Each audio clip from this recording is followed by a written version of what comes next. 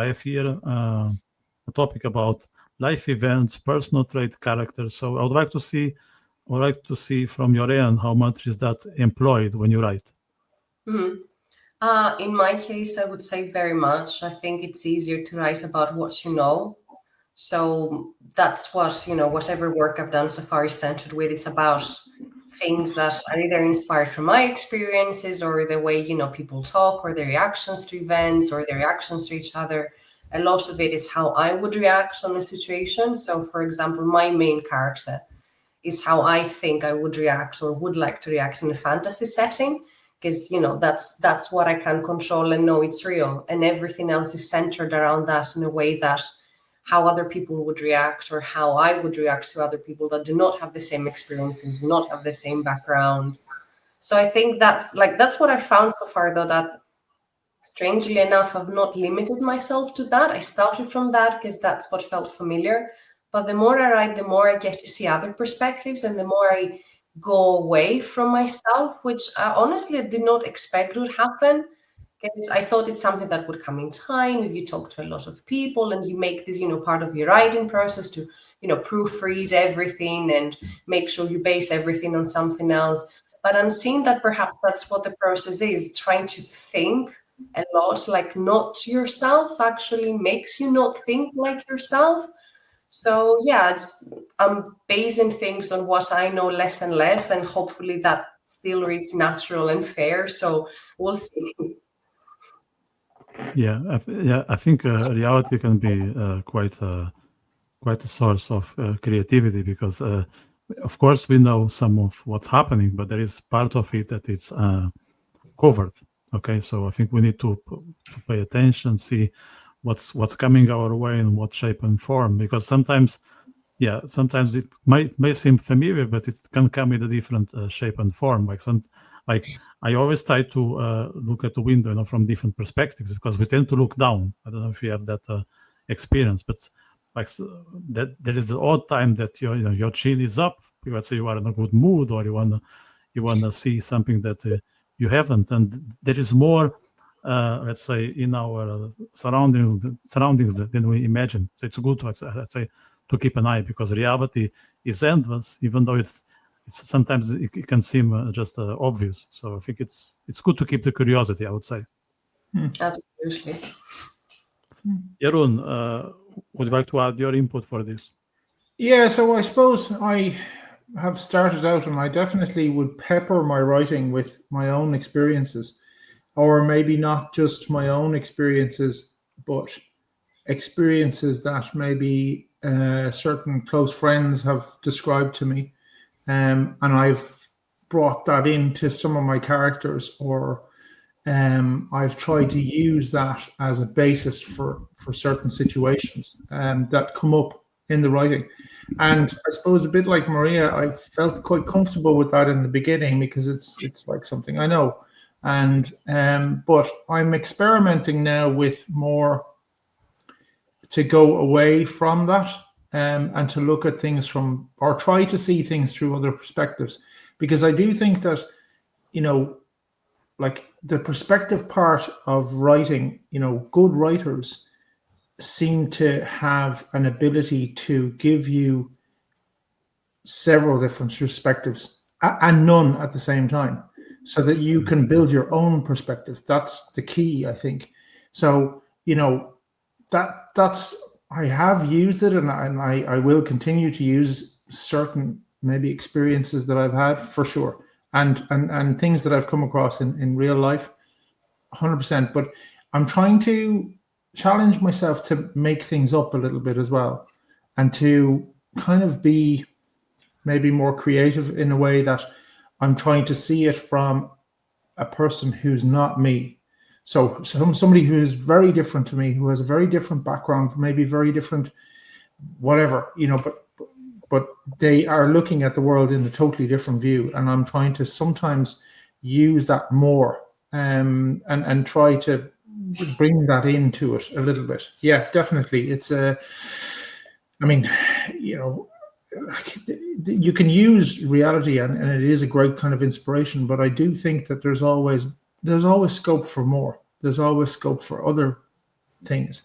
And like in life, I'm a firm believer that, it's interesting to see things through other people's perspectives because they have a totally different view of a very similar, if not the same situation or whatever it is. People will always have a totally different perspective of it. So it's interesting to see it. And it's also interesting to kind of play a little bit with that whole thing. And sometimes, like in some of my characters, what I'm trying to do is pick somebody who's as far from me as possible, and try to maybe live in their shoes for a few minutes or for a little bit of time, just to see, okay, well, how does that person look at things, And it's definitely something, as I become more into writing, there's more of that coming in, and I really want to challenge myself to do that more, to really look at things from a totally different perspective than myself. I know what my perspective is. It's it is what it is, but I think it's probably interesting, and probably for the reader as well, to see it from that's not something that I expected from him. So I was just thinking here. So when you try to allow other perspective to be in charge, okay, so somehow you need to get out of your head and get in someone's head.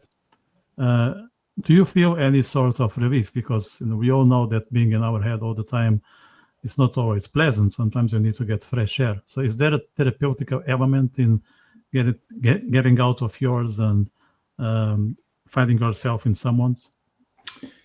I certainly think there is, and I'm certainly finding that more so. I definitely think that there is. And I suppose that's the thing about writing. Writing is very much, your internal things that you're putting on paper, but it's also escaping those internal things and putting that on paper.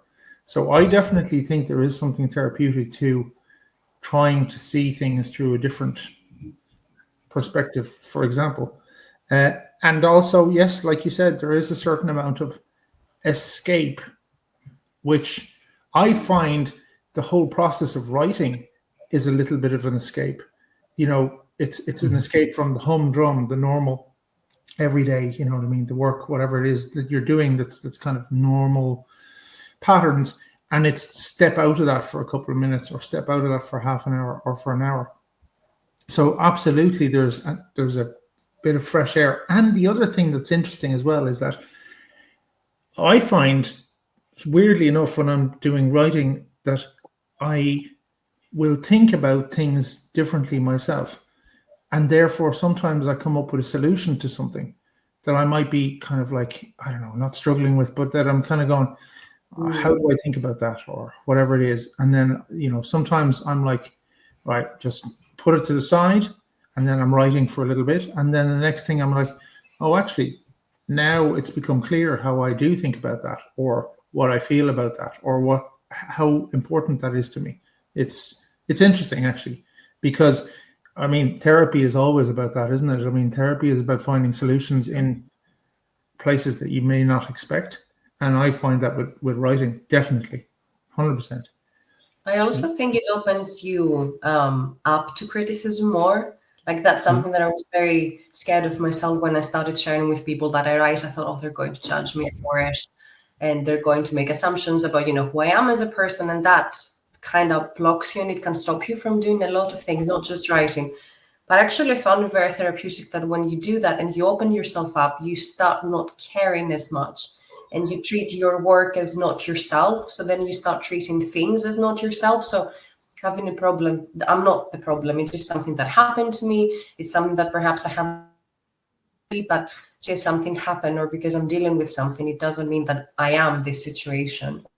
If I don't find the best solution to it, or if I need to ask for help, that speaks badly about me. So I think there's many different aspects of therapy in that. Also, it's made me less likely to criticize others and more eager to hear what they have to say before I form an opinion. Because, I don't like to admit it, I will form opinions fast on things. That's just who I am. They're not set in stone, but I will make my mind up pretty fast. So I find that since I started writing and sharing it, I'm more likely to be patient when I'm dealing with other people or with situations, because I'm like, the conversation I had with you the other day, actually, remember, it's not black and white. It's never black and white.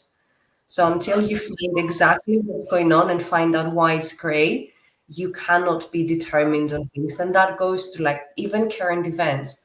I would be so set on, okay, these people are wrong and these people are right, or that person is good and that person is bad. And I'm like, I do not know the facts. So I think that's turned me into someone who's willing to learn more about people and about things that are happening. So it is therapeutic, because I think the less you attach yourself to the black and white is the best way I can call it, I guess, the more you free yourself up to what other people have to say and what you want to explore. And I think it makes you a better person overall, because you're not so quick to judge.